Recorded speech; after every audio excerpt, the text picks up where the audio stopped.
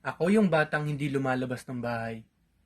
Simpleng bata na mahilig mag-isa at laging nakaharap lang sa mga gadget. Walang hilig na makisalamuha sa lahat. Ngunit nang pagtungtong ko ng kolehiyo, dito na pumasok ang hilig ko sa pageantry. School pageant, barangay pageant, modeling. Nang isang araw, napagdesisyonan kong pumasok sa Ginoong Talavera. Nag-iisip pa ako kung itutuloy ko kasi busy sa academic as RadTech student at schedule sa pageant.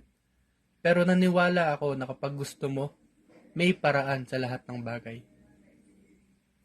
Hindi ko makukuha ang titulong Ginoong Talavera 2023 kung hindi sa mga taong nakasuporta at patuloy na naniniwala. To my family, maraming salamat sa lahat ng suportang binigay ninyo sa akin. Especially kay Mami for always cheering me on. Mahal ko kayo. To our friends and supporters, thank you so much for the support. And to my handler, Joff Jade Kakayorin, thank you for always making me pogi and always having my back.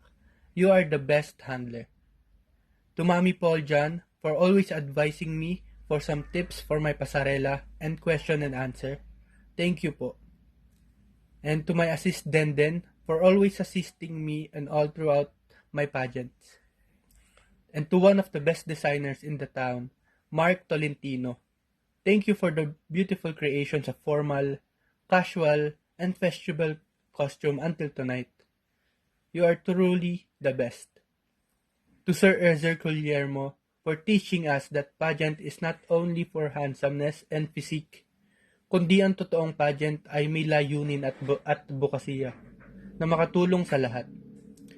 Sa susunod na Ginoong Talavera winners, lagi niyong iisipin na ang totoong hari at ginoo ay di nasusukat ng korona, kundi nasusukat ito sa mabuting puso na handang tumulong sa anumang oras. Ako po si Genesis Lucas Adriano, ang inyong Ginoong Talavera 2023. Muli, isang magandang gabi.